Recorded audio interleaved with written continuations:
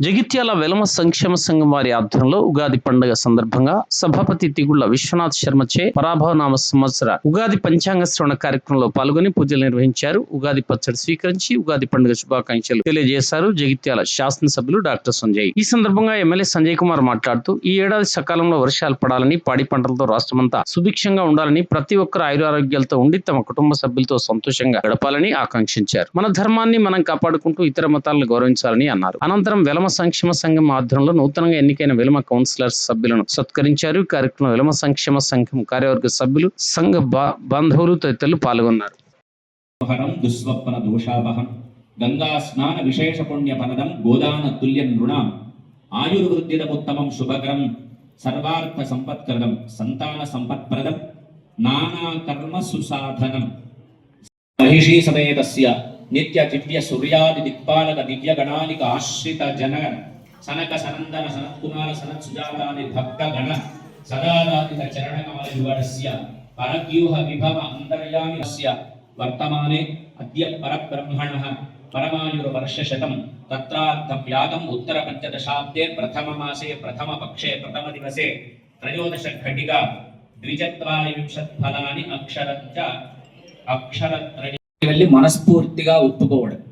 మనం చేసే పనుల్లో నిజంగా కూడా ఆలోచిస్తే అట్లానే ఉంటుంది. ఎవరమైనా దేవుని దగ్గరికి వెళ్తాం, రెండు కళ్ళు మూసుకుంటాం, రెండు చేతులు జోడిస్తాం. ఎవ్వరికి చెప్పినా చెప్పకపోయినా నిజాన్ని మాత్రం లోపలున్న భగవంతుడికి చెప్తాను, నా చేత ఈ పాపము చేయించినావు స్వామి, లేదా జరిగింది నా చేత, లేదా నేనే చేసినాను కనుక ఈ పాపం నుంచి వచ్చే ఫలితం నాకు లేకుండా వెళ్ళమని మనం కోరుకుంటాం.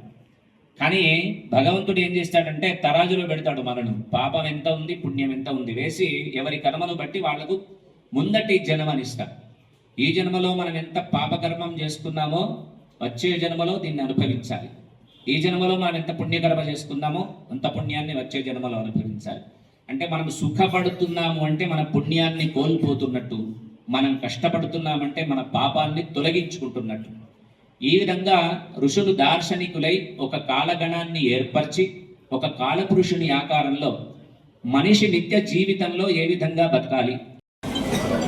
శ్రీ పరాభవనామ సంవత్సర ప్రారంభోత్సవంలో ఉగాది పర్వదినాన పంచాంగ శ్రవణం చేసిన పూజ్యులు శ్రీ విషయ గారికి, వెలమ సంక్షేమ సంఘ అధ్యక్షులు సాగరరావు గారికి, కార్యదర్శి వేద్ గారికి, దివాకర్ రావు గారికి, సభ్యులకు, అదేవిధంగా మాజీ అధ్యక్షులు పెద్దలు పురుషోత్తమరావు గారు, రామచంద్రరావు గారు, చాలామంది పెద్దలు, మాతలు, అక్క చెల్లెలు, యువత అందరూ కూడా పాత్రికేయ మిత్రులు ఉగాది శుభాకాంక్షలు. ఉగాది శుభాకాంక్షలు, నూతన సంవత్సర శుభాకాంక్షలు. ప్రతి సంవత్సరం లాగానే ఈరోజు పద్మనాయక వెలమ సంక్షేమ మండలి అధ్యక్ష కార్యదర్శులు కార్యవర్గం ఆధ్వర్యంలో పంచాంగ శ్రవణం జరగడం, ఆ పంచాంగ శ్రవణంలో ఏ విధంగా మన హిందూ ధర్మాన్ని నమ్మే వాళ్ళం ఎలా ఉండాలి, జాతకాలు ఎలా ఉన్నాయని చాలా చక్కగా మనందరూ కూడా తెలిసే విధంగా, అర్థమయ్యే విధంగా విషయంగా చెప్పడం జరిగింది. మరి మన సనాతన ధర్మం చాలా గొప్పది, ఎన్నో వేదాలు, ఉపనిషత్తులు ఇవన్నీ ఉన్నాయి కాబట్టి చాలా మటుకు మనకు అర్థమే కాని పరిస్థితి. దీనికి కారణం దాదాపు 800 సంవత్సరాలు విదేశీయులు మన దేశాన్ని పాలించడం, మన ధర్మాన్ని అసలు కించపరిచే విధంగా మాట్లాడడం జరుగుతూ ఉంటుంది. చాలాసార్లు అప్పుడప్పుడు మనం కూడా చూసినాం, మనం దాన్ని అందరూ కూడా ఖండించింది. బ్రాహ్మణత్వం కావచ్చు, మన ధర్మానికి. చిన్నప్పుడు ఇప్పుడు సినిమాలు ఏమొస్తున్నాయో కానీ నేను ఇక్కడ చూస్తలేను. చిన్నప్పుడు సినిమాలు చూస్తాం, మనకు బాగా ఇష్టం ఉంటుంది. అప్పుడు ఇంద్రావరావు మన కృష్ణులాగా ఉంటే ఆ సినిమాలు చూస్తుంటే, లేకపోతే కృష్ణ అప్పుడు ఈ బాధ వేస్తే అక్కడ పైన పోతుంది.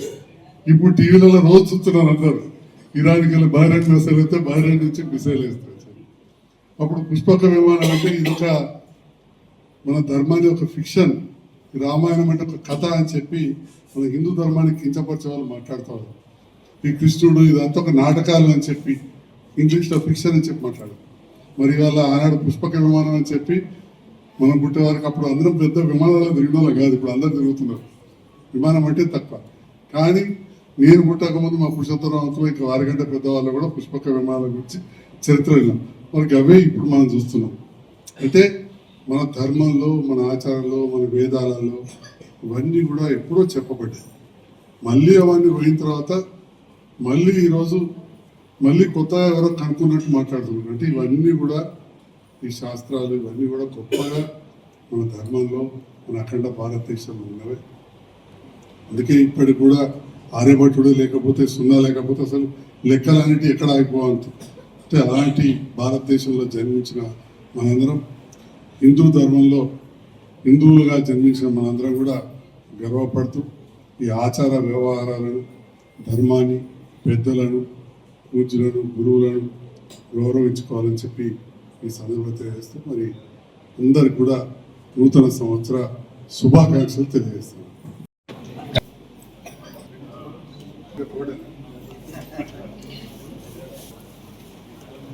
సార్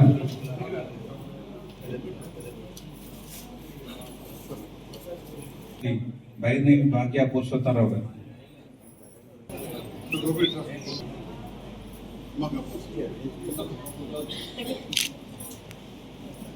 విజయరాజ